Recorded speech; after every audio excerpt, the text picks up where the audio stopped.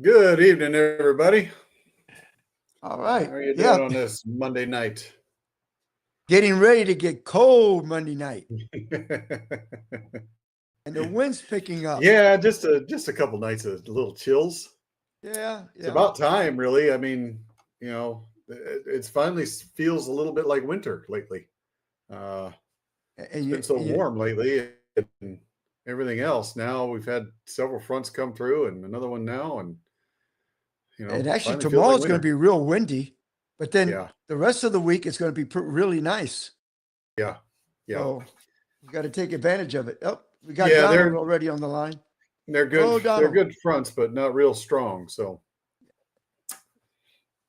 But it's enough to get the water temperature down a little bit, which we need to. Mhm. I mean, I don't want to have a hot winter because then the fish No. can't, I think that motivates the trout bite and the sheephead bite and all Mhm. that kind of stuff. We need some cold weather.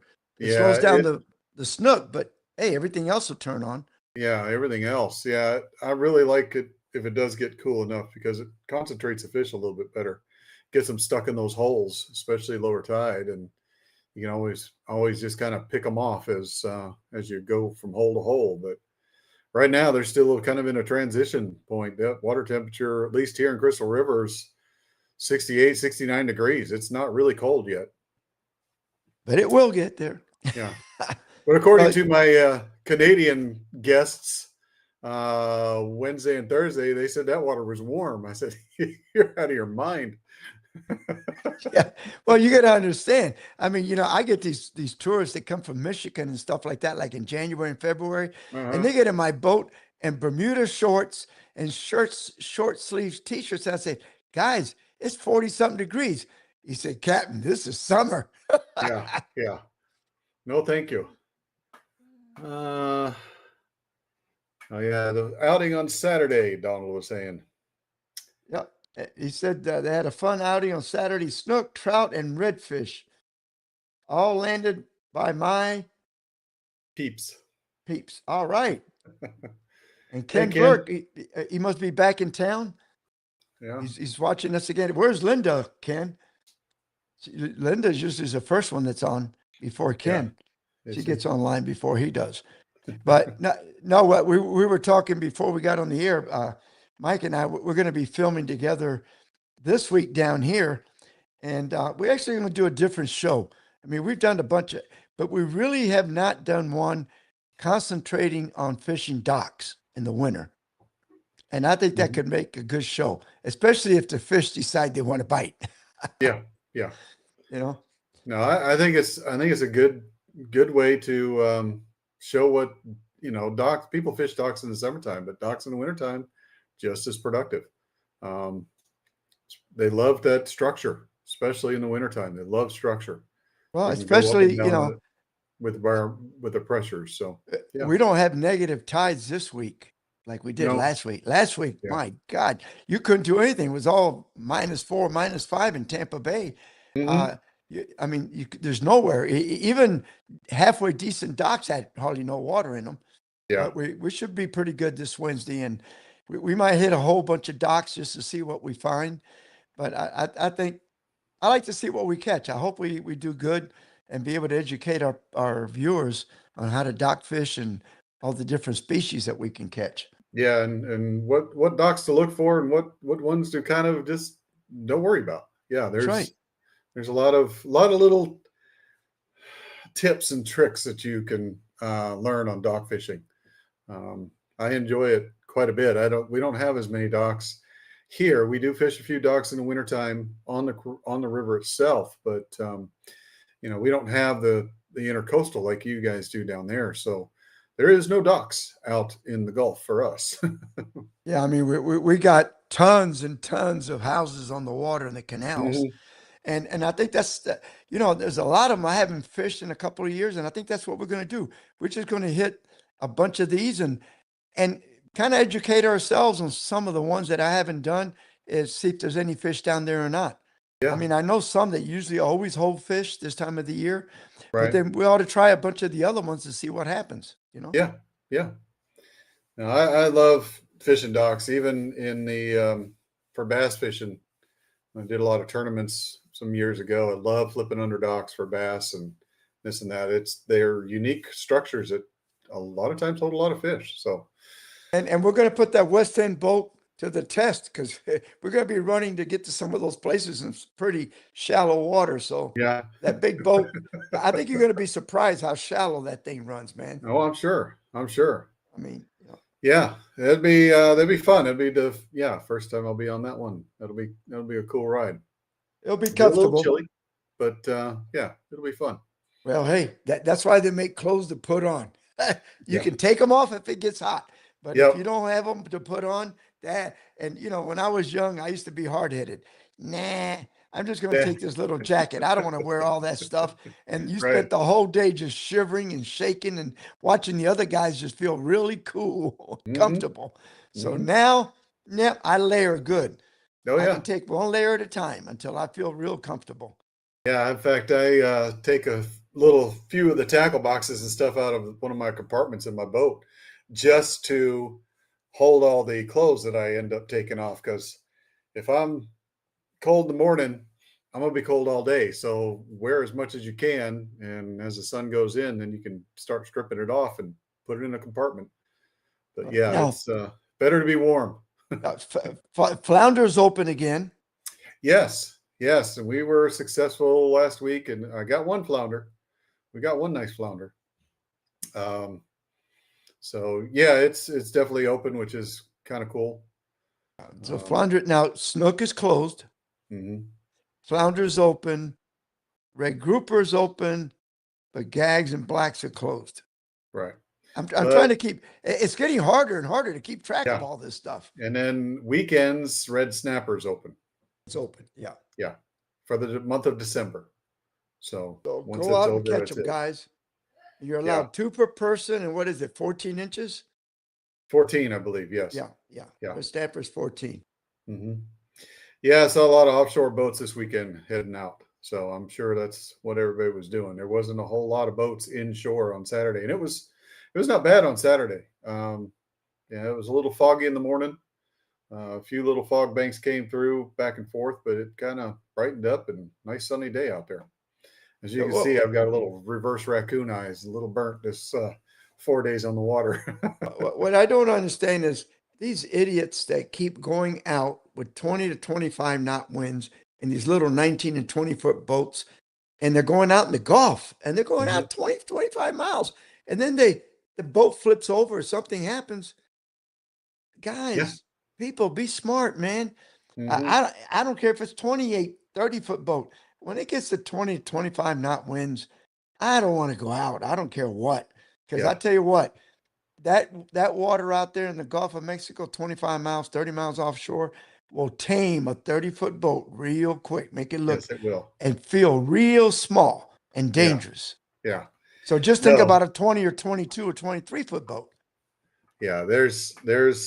Yeah. Some people just, and especially if you have a north wind or an offshore wind, you're going with it. It doesn't seem as bad until you turn around and try to come back. And that's when you usually get beat up and things start to happen there. But what was it? Friday, it was blowing 20, 25. And we just stayed in the river. I mean, there was no point in trying to go anywhere else. I did venture a little south and went to Salt Creek and went farther south that direction there, but still a little bit of protected. But there was a couple places where it wasn't, and we got some good 1 to 2 foot chop out there, real easy, even in only 4 to 5 foot water. So it's not fun to be out there in I that mean, wind. it's kind of nuts, you know. There was a guy on YouTube that I saw his show 2 or 3 weeks ago. My trip, 50 miles offshore to catch grouper on my bay boat, 23-foot bay boat. I said, you went 50 miles offshore in a 23-foot bay boat. Hmm. You know, if that weather was to change on you, you might not make it back. Yeah, yeah. No, you got to think about those things, but I think it also comes with experience. I've been out in 4 to 5 footers in a 30-foot boat, and it's it's kind of nasty. Yeah. So you think a 23-foot bay boat, okay? The Uh-huh. gunnels aren't that high. The bow No. isn't that high. You're kind of like, and Junpei says he's cooking hogfish right now from last week. Oh, Well, nice, I don't Jim. see any hogfish on my table. Yeah. Man isn't sharing, apparently. That's apparently not. He just wants to let us know that he's going to eat hogfish, but we ain't. Trying to make us jealous. Oh, God, Jesus. So Have you been watching all the new motors that are coming out on the market and everything? I've Uh, seen a few, but not there's that new not one by Mercury, the electric motor. I don't Mhm. know. Electric outboard. Guys, your battery dies, it's dead. Yeah, You got to get towed in. Period. I mean, yeah, there's nothing you can do. It's not like, hey, buddy, bring me 5-6 gallons of fuel so I can make it back in. That ain't right. gonna happen. No. No, I'll be skeptical about that quite a bit. But it's the same thing that, when four strokes came out. At first, a lot of the two-stroke guys were, "Hey, no, I'm not going to touch a four-stroke. Those things keep breaking down, and you got jets and all this other stuff, and give it over time." And now four-stroke outperformed just about everything. So, Well, it may be just one of those test phases, and who knows? my Eventually, they thing may is, do it. But I think the motors could be real dependable. mhm. Mike, you got to remember though, and we had the guy from Optima here. Lithium and salt water Oh, I don't get it. mix good. No, no, That I get battery it. compartment, you better have those batteries sealed really good. Well, and that is my wonder about the electric motor and all that. I get it, and hey, it's probably better for the environment and everything else, but still, how much weight is it going to take for a boat to run, on batteries, 8 to 10 to 12 hours a day? I mean, can we get it that much? I don't see it. I don't see that happening. Right. So, you're going to have a bigger motor, which bigger batteries, because now you have more weight, which means bigger boat. And I don't know. Maybe they can solve that problem, but Well, it, electric motors, they're going to draw a lot of current, an mhm, outboard. I mean, yeah. a car, can roll a lot, and they got to figure it out so you do pretty good. But even there was a thing the other day because I watch a lot of YouTube to learn. They were talking about like F-150 Ford trucks that they're telling you that with the heavy package battery package, it's 270 miles you can go on a charge. But Mhm. then reality was that it really only went about 220 miles. But if you towed anything or put any weight in it, it got down to about 110 to 100 miles. And then if it was cold in the winter, you cut your mileage in half. Right. So, Yeah. I mean, there's so many variables. And that's Yeah. with lithium. If you were to use regular batteries, those regular batteries can't handle outboard like that. They get drained No. too quick. Yeah. Yeah. I don't know. I mean, electric motors have been around for a while, in the water, but usually it's, even the Homosassa Park here, the spring and zoo that we have, they have a glass bottom boat, or I don't know if they're glass anymore, but they've got electric boats that run from 19 around through the spring to the zoo where you get off. Is kind of a transport thing, and they're electric. But you're only going 3-4 miles an hour. It's and they have those, and they had a few up there in Pensacola for sailboats. They'd charge the battery through the wind and solar. So in case that when you came in, then you start the electric motors to get into the dock. But it was more just something else, just something different. But it didn't give you performance, and I don't know. They say they're making strides against that, but at this point I don't trust it. I don't know. I don't think I'm quite ready for an electric motor out in the middle of the bay or the Gulf or Yeah, whatever, you yeah, know. no, Plus, you got to really wind those suckers up because remember, it's not like a car. I mean, an outboard, you're running 4,000 RPMs, 4,400 RPMs, where a car, the way it's geared, I mean, these electric, man, they're running on 800 RPM. Hmm. I mean, Yeah. it's RPM wise, Right. they don't have to go that much. But Yeah. on an outboard, the current draw is going to be there. Oh, I'm sure. I'm sure. And Yep. Jim Pace says something which is true. Electrolysis is going to Oh, be a yeah. big thing. Right. You're going Yeah. to How have to many? all kind of sacrifice Yeah. The zinc. stuff How on. much? How many of those are you going to have around the boat? Yeah. Yeah. I couldn't imagine that. And again, it's not something you have to really worry about freshwater, but saltwater, I just don't. I don't see it. But But hey, hey, 10, 15 years from now, that might be the thing. that could It's be. like they got diesel outboards now, Hmm. but again, diesel's so much heavier Yeah. Yeah. because of It the way is. they're made. They have to be. Right. Uh, I don't know what the advantage are going to be because right now, diesel fuels cost more money. They Hmm. cost more to maintain, all diesel motors, Hmm. and they're heavier. So, what's the advantage of putting a diesel outboard on your? I don't know. We have to kind of look at that. I haven't seen any at the boat show either. I wonder if they'll No, be there next I've next just year. seen them on, they coming through, starting to show up on YouTube. Some Hmm. companies are starting to talk about them and said, "Hey, this is our new one," and stuff like that. But I don't know. Yeah. I just wonder if maybe next year at some of the boat shows they'll start to show them up and bring them out and try to see what type of reaction they get with it. But yeah, it's Donald curious to says they see. last so much longer. Well, Donald, I don't know because with all the restrictions they're going to have to put on that thing because of the emissions, that's the problem with these diesel trucks now. They don't run like the old diesel trucks did because they got all this emission control on them. Hmm. Uh, I don't know. Yeah. I mean, it'd be interesting. Plus, diesel's a nasty fuel, man. You ever go to a gas pump and if you got diesel in the same pump, Hmm. you got another handle. You ever looked at that handle?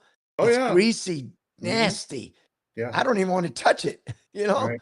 No, I know. I used to have to fuel a lot of tractors, so trust me, and I get it. And the farm grade diesel is a little bit different than your car as well. So, and it was, yeah, choke you out and get on your clothes, and you stink all day. And yeah, it's I don't know. Technology. Lord knows, 5 years ago, no one would have said, "Hey, AI is going to be the next big thing." And now you can't get away from it anywhere. And it's so technology's kind of hitting a run right now. So who knows? We'll see what happens. Oh, Yeah. Donald said he used to have a Mack truck. Those were the trucks, man.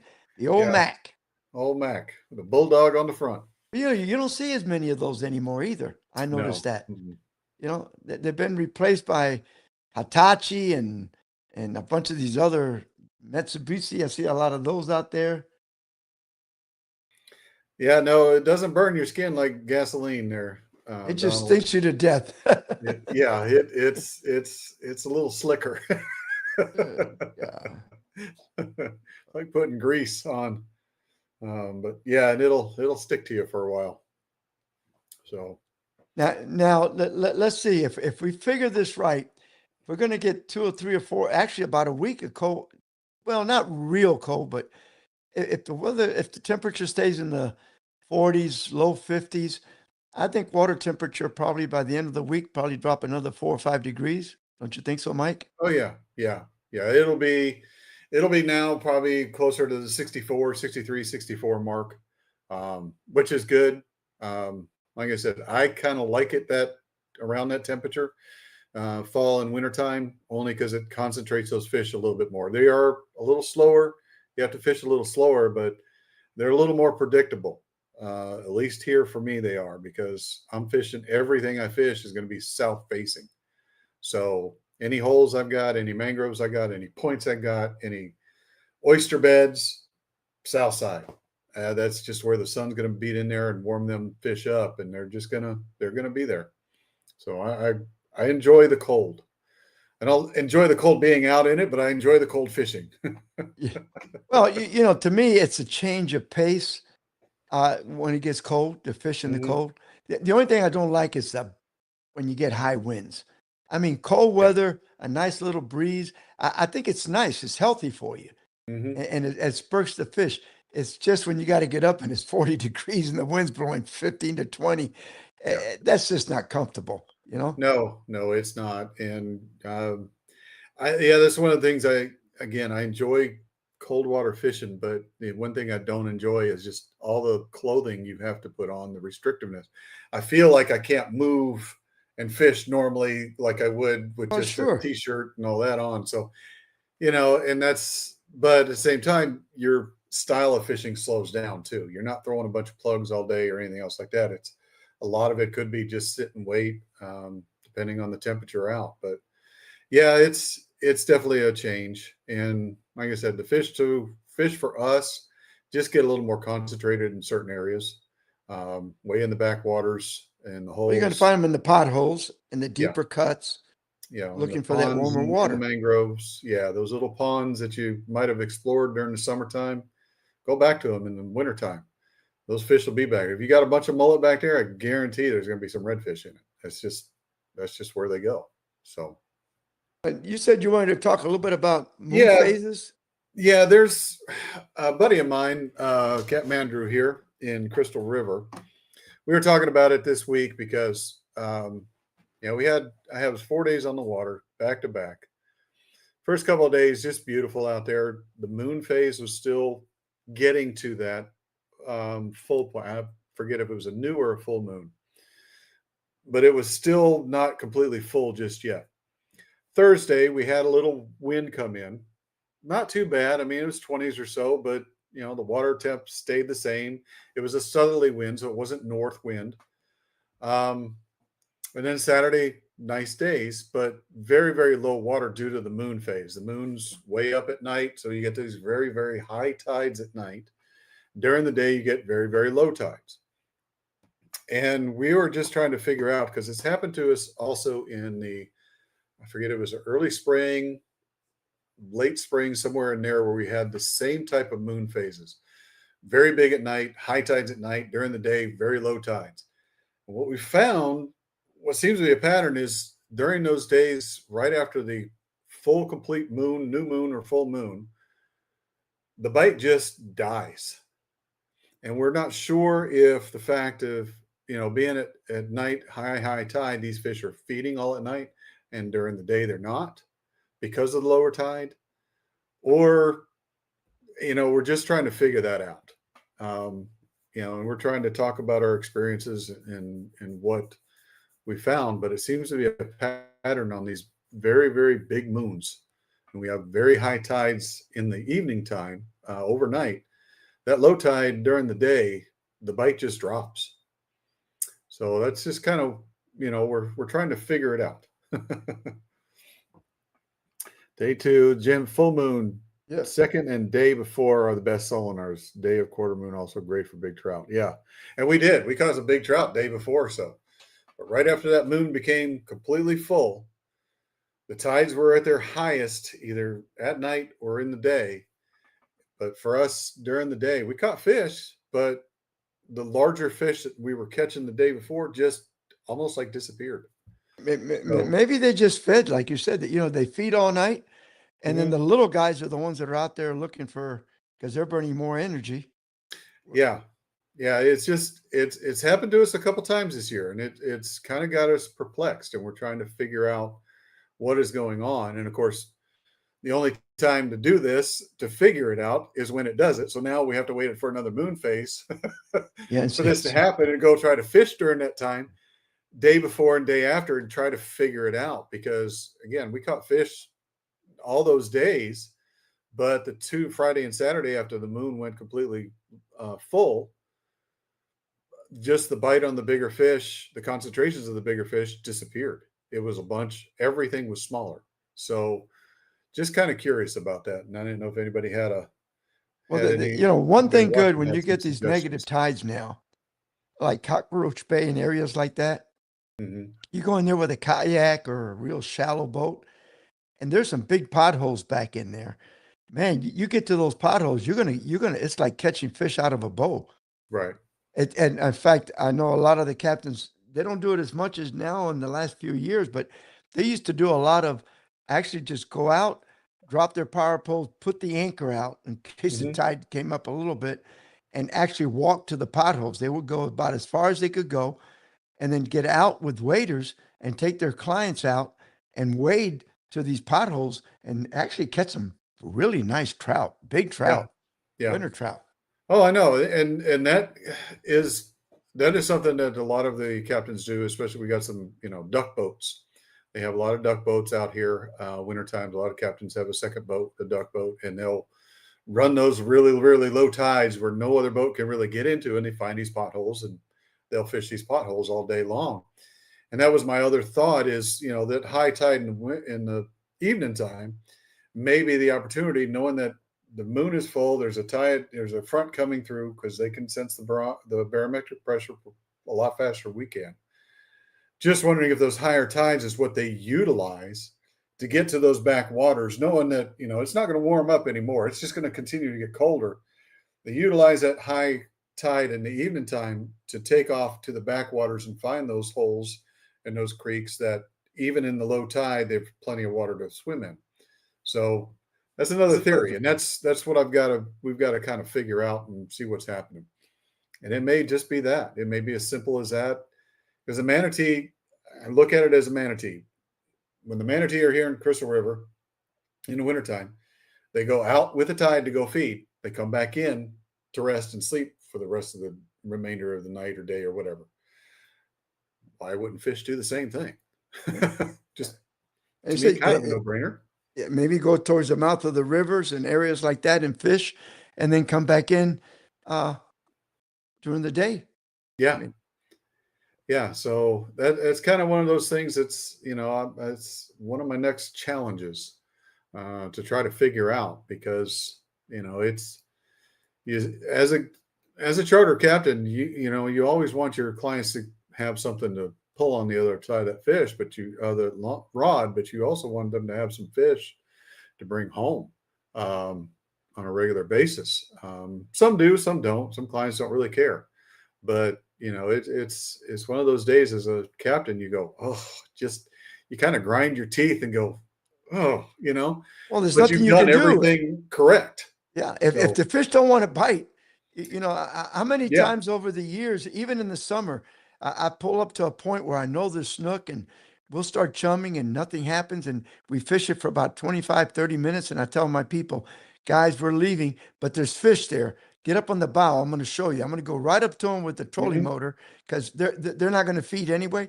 And you go up to the point and they'll say, look at that. And you'll see 7, 8, 10 snooks sometimes just sitting there and Hmm. you've been throwing everything at them and Oh they yeah. don't even look at it. Yeah. No, and I get that. And I do that a lot with sight fishing. You see a big school of fish, you throw a couple baits in there and they're just meandering right across it. They don't really care. But, to me, when you're doing the sight fishing like that, you're kind of isolating one fish here, one fish there, that type thing. And eventually you're going to get that bite for them to do it. But you're talking whole schools to where the day before you're going 1, 2, 3, 4, you're catching them like crazy.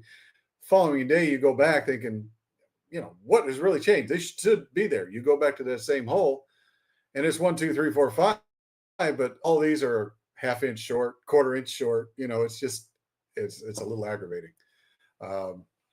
Because the day before you were catching them perfect sizes, slot fish all day, and you go back Or and now you you got a pull, bunch or of that short. same spot, you've been going there for like 3 days in a row with clients. And as fast as that bait hits the water, I mean, I've had Hmm. this happen around Weeden Island. I mean, 3 days, I would just pull up, throw one little bat, and bam, bam, bam. If as long as you were there between 8 and about 9:20, and then the bite would stop. And 3 days in a row. I mean, you could pull 15, 20 snook, not real big ones, maybe 22, 24 inches, an 18 once in a while. But uh, then you go on the fourth day, and man, you don't even they don't even sniff at it. You Yeah, know? yeah, no, I know. It can. I mean, fishing's fishing. It's like hunting or anything else like that. Some days it's good, some days it's bad, and some days you grind it out and make it happen. But it can be frustrating for us guides who are trying to get out there and trying to have their clients the best day they've ever had. Every day you have to repeat that, and you have those disappointing days. But and again, I've been out by myself looking for new places here and there, get skunked. I don't catch a fish all day. I see a few fish, but I won't catch a fish all day. But I don't care if I don't catch a fish. I'm just looking for new places to fish anyway. So, but when you have clients on the boat and they're paying you money, correct. They kind of look at you and say, wait a minute, there's just a little bit of guilt right there. Yeah.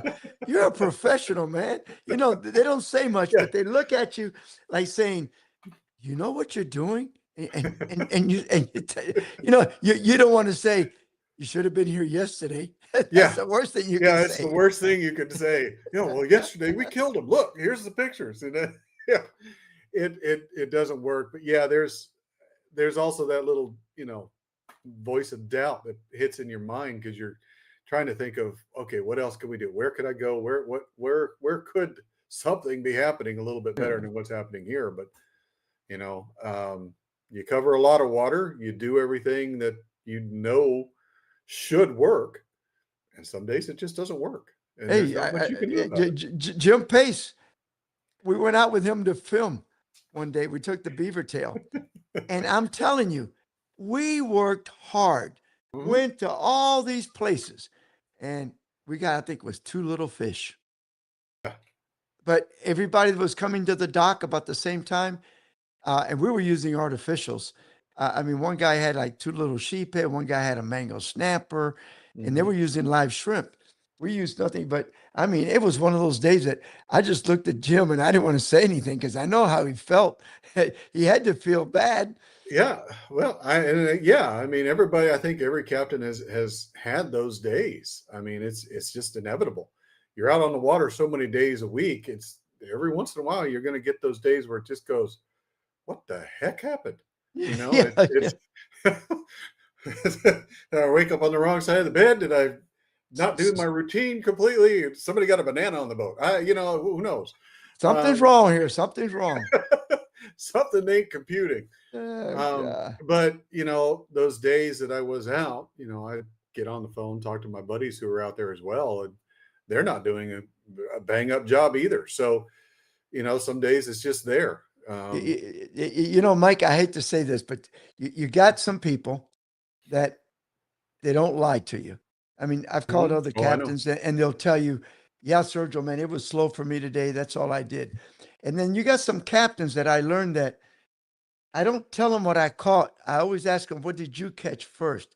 Because I swear to God, this one particular captain, if I called him and said I caught 3 redfish, 8 trout, a flounder, a couple of sheephead, Let me guess. 5 redfish. One upper. Yep. Yeah, a one upper. 1 or 2 more fish than I did on every category, every single time. Not one time did he ever catch less fish than me. But then the funny part is you hire them to run these tournaments that I run, and they come in and you hear that they only caught like 3 fish and everybody else was catching 8 or 10 or 15 fish. And you look at him and he says, man, I just had one of those bad days. And I said, geez, you've had about 5 bad days with me this year. Yeah. Yeah. Yeah. And like Jim said, it's good to have a great network. And that's the thing. I do have mainly the people that I call or talk to, we've fished together. Whenever we have days off, we'll fish together and we'll have that talk, and they'll call me or I'll call them and we'll talk about this and that. And we don't, I know their spots, they know my spots, but if they're out there, we're out there, we don't go by each other's spots. We have that respect. It's courtesy. It's common courtesy. It's courtesy. It's professional courtesy about it. But yeah, it's, I think a lot of times you'll call your friends just to say, how'd you do? And they say, oh, it was kind of sucky. Well, then you feel a little bit better because it probably wasn't anything you've done. It's just that day. But, it's good to at least have somebody, a network to talk to and to get that information. I don't have a problem. always told people, hey, this is what I did. I had a real good day today. Man, today Mhm. it was a bad day. But this one guy, I, I finally caught on to his trick because I always said, well, what'd you catch? So I was always tell him. He always one up me, one or two fish on every category. So then I started saying, well, what did you catch? And then I would come back and one up him and, Yeah. and saying, hey, this is what you've been doing to me for the last year or so, Yeah. wake Yeah. up, kiddo. You know. Now, Yeah, that's now about it. I got a question for you. I don't know if it's happening up in your area, but Mhm. down here, I've had about three captains call me now, and one of them actually got a ticket. The FWC is checking your FL numbers, and if you don't have the commercial decal on your boat, they're giving you a ticket. Commercial decal. Yeah, you don't have your boat registered as a commercial boat because you're a captain. That is a new one to me. Well, Um, it's a new one to me because I never I just went and got my get the FLM and you get your little sticker mhm. every year for the boat. Yeah. I never went in there and said I need a commercial one because I'm just a captain. I thought to me commercial is a guy that's out, you know, A going out with commercial boat. a Yeah. I commercial mean, boat. selling a commercial boat to me is It's somebody who selling goes out fish. selling fish. Yeah. Correct. But no, this one A guy got larger a vessel. ticket and then the FWC guy says, no, we're going to start clamping down on everybody. Well, I'm going to have to look into that because I've Because never had an issue in the past. I mean, I've no never one's had ever an said issue, anything either. never. And Huh. I've been stopped many a times, over the years, and Yeah. nobody's ever said anything. No, no. I will definitely have to reach out to my FWC guy here and talk to him and ask him that because that would be it. That'd be new to me. Yeah, and see And what he tells you. yeah, I will find that out pretty soon. I'll probably find that out tomorrow. Yeah. Yeah, it's that's the first I've ever heard of that. Interesting. Well, that's the first time too. And last week I had a couple of phone calls talking to me about it, and I said, no, Mhm. I didn't know that. I'll be honest with you. I mean, from all I understood is that as long as you have you know, your commercial fishing license that you pay for the year for your Right. clients, that's all they require. Because if you are a charter captain and you're doing it, you should have one of those, unless you have your clients pay for their own licenses every time. It's not necessarily a requirement, but that is pretty much saying, hey, he's a commercial guy and he's doing charters and he's good to go. Well, I know that anytime you charge, you got to have you got to have a captain's license if you're going Hmm. to charge. Hmm. So even though you might get a client to buy his own fishing license, you still got to have a captain's license That's to correct. take them out. Yeah. And from what I read, one guy told me one time, one of the FWC, he says, Sergio, this thing about, oh, he just he just gave me money for gas. Well, he gave you money to take him out fishing. Hmm. Yeah. Yeah. Any type of exchange, no matter what, they consider that um, being a charter business. Amen to So that. Now, yeah. since we've had Jim hanging in there, why don't we get Jim? This was able to get his fishing report. From what we understand, Michael Dawson, Scotty, and all those are going to start sending us the reports again. A lot of them, they're going hunting this time of the year. Yeah. A lot Yeah. of them in Georgia, man. And holidays and Yeah. school getting out and all, there's a lot going on this time of year. So, and it's honestly, it's a little slow. Yeah. All the tourists aren't here just yet, but they're coming. All right. So let's give Jim Pace fishing report. Sure. What's up, everybody? This is Jim with your Pasco County Fishing Report.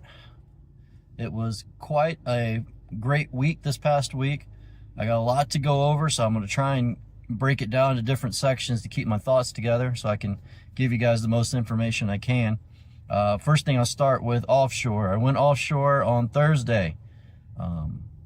Probably one of the greatest bites offshore I've had in a long, long time.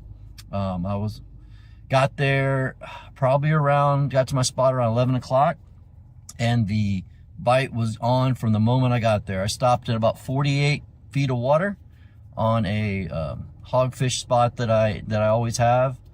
to see how the bite was going to be using live shrimp.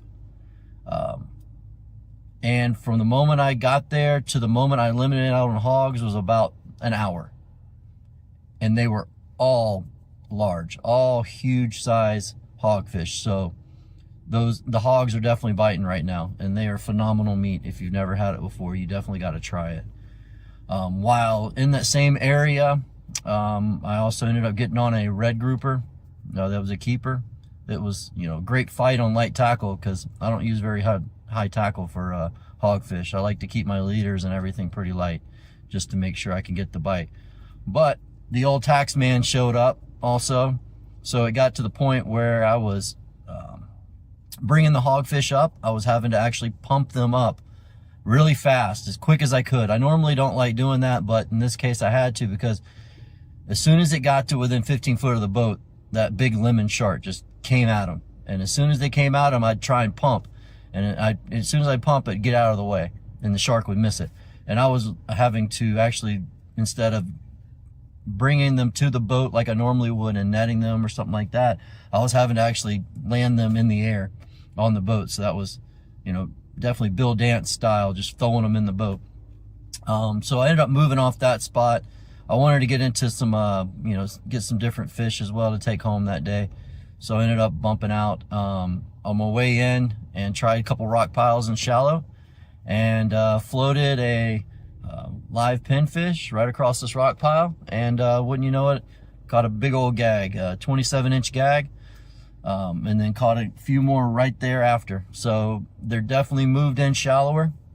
Gags are definitely, at least 20 feet, because that's the area I was sitting in for those particular rock piles, and caught quite a few gags really quick. So that's another thing you guys can get out there and get on. 20, 25 foot of water rock piles. The gags are definitely there in our area, and they're always fun to catch, even if you can't keep them, because they pull like nothing other.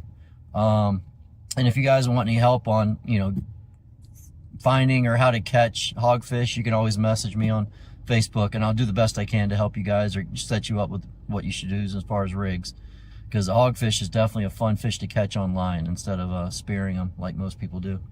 Now inshore, got off inshore Wednesday and Friday. The redfish are definitely collecting into areas.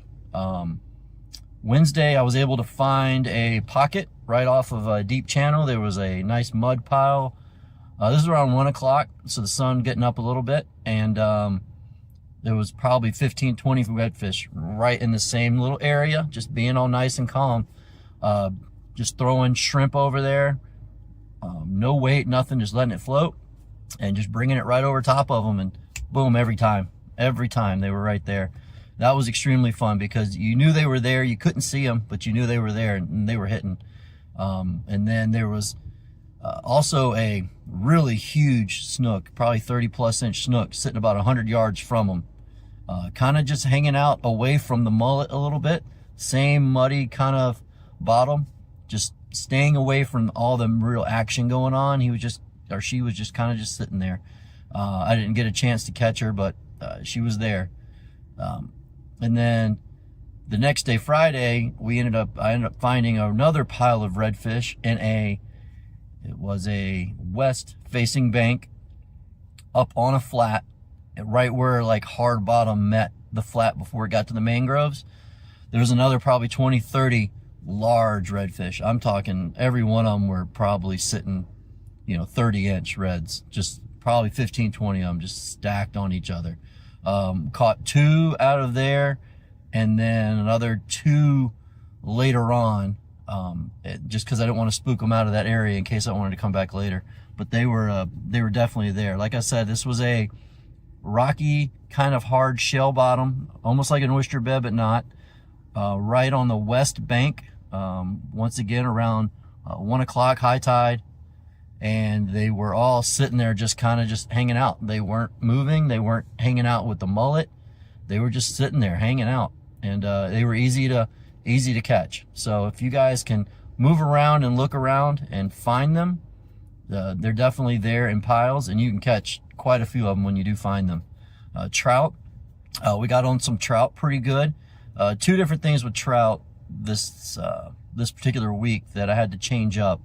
One, to get the larger trout, they were in like a canal towards the bottom of these deeper canals, 10-foot, 12-foot canals. And they were literally sitting on the bottom right before the flat went up to an actual flat. And what I was doing, I was taking a split shot on the bottom with a shrimp, throwing it out and bringing it slow on the bottom, just really slow, live. And they were down there. They were hitting it pretty good. The larger ones, I didn't catch any real small ones off of that. That was always, 18, 19, 20-inch trout. That was really good. The smaller trout were sitting off the flat, 5 to 6 foot of water. They were in piles. I mean, if you caught one, there was another 30 there. So just find a flat where it drops off from the grass, gets down to that 5 to 6 feet, you'll find the trout. They're there. Potholes, and if you can see the potholes when the sun's up, it's been cloudy, so that's been a little tougher, but if you can see the potholes, they're there. Last thing, snook. Outside of a creek, front mouth of a creek, where the water actually comes through and deeps out the channel on an incoming tide, throw a shrimp on a 1/0 hook hooked in their horn and let it just float with the current naturally up in there. And the snook are sitting right there. We've gotten to one spot, probably pulled out 20, 25 snook in one spot just on free-lining shrimp right in the mouth of a creek. Just, it's got to be the mouth of a creek in the deep area. And they were sitting there. And that was super fun. Only about 18, 19, 20-inch snook, but nonetheless, it was a fun bite. But other than that, like I said, bait, it's always been shrimp this whole time. Shrimp and then live pinfish for the gags, but it's definitely been shrimp. I haven't tried to use any other bait. So if you have a shrimp or a shrimp-like lure, that's the key right now. Use scent if you got scent on your artificials. They are definitely hitting on shrimp. So that's about it for this week. Hopefully this weather's getting kind of crazy again, windy again and cloudy days. So I'll see if I can get back out, see if I can get you guys another update, and I'll talk to you later. Bye. Thanks, Jim. Appreciate it. Now, I got a question Yes, on sir. this thing, and I always got questions. You know that. It's Cuban mind of mine. Once you're out past 9 miles Yes. and you're hog fishing, Yes. don't you have to have a federal license? Only if you are doing it for A hire. charter. For Okay. hire. Mhm. Okay. And now you can go out there. Anybody can past 9 miles And and get them as long as it's open season. open season, and you have your reef permit, your Right. little extra little thing, which really doesn't cost you anything. It's just an addition to your license. You have to have that for fishing offshore recreationally. But yeah, for hire vessels, definitely have to be past 9 miles, have to have the federal license, which is not cheap at all. Well, when I so- sold mine 30 years ago, I thought I made a killing What'd because you sell it for? I sold it for $4,000. Oh God. I mean, Yeah. it was $75. I had all 3 of them, and now they're like 40,000 Oh, easy. or Yeah. more It's expensive. because you can't Yeah. buy them unless you buy them from somebody that's selling them because he's retiring or Correct. somebody passed away and their family is selling it.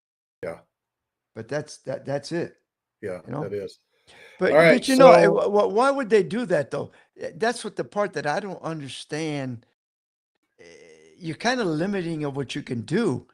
If you're a charter captain, why wouldn't you have the right to get a federal license? You ever thought about that? Yeah, I know. Is it you wonder if somebody ever took them to court, if they could have a chance at winning? Yeah, that I don't know. You see the questions I have all the time for you. Yeah. The offshore is very, very sticky. Past state waters.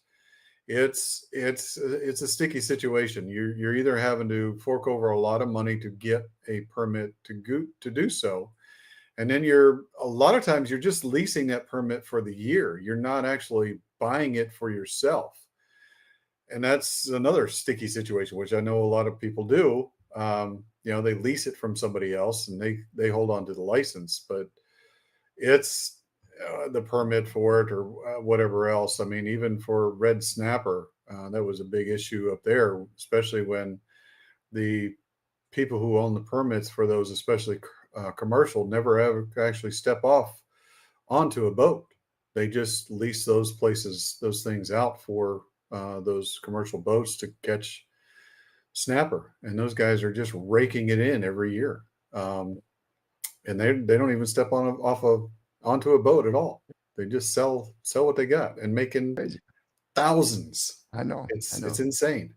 So yeah, that's kind of one of my reasons why I decided just to stick to inshore anymore. Sure.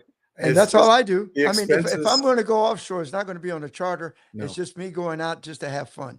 Yeah. And we have some offshore boats here, and like you do there in Tampa, but they're boats that take, 10 to 12 people at a time to go offshore, and you're paying $8,000 to $10,000 a day just to go do it because it's so expensive. I don't know that I can deal with that. Yeah.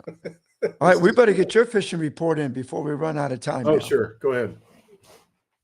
Hey, good evening, Captain Mike Haynes, Fishbones Charters. Well, this past week was on the water for about 4 days, and we had all different types of weather for those 4 days. From a little bit of wind to a lot of sun, bluebird skies to 20-mile-an-hour winds, to cloudy, rainy, foggy. So it was kind of a mix of everything. And I will tell you that on all days we caught plenty of fish. But for a couple of those days, Friday, Saturday, after that winds came through and kind of changed the temperature a little bit, changed, the sun wasn't out, it was cloudy. Our tides were extremely low because we have the full moon going on. Very limited in where we could go. It definitely changed the fishing pattern. Wednesday, Thursday, we got good fish, brought good fish to the table, from flounder, sheep's head, black drum, trout, redfish, mackerel. I mean, we were just about catching everything out there.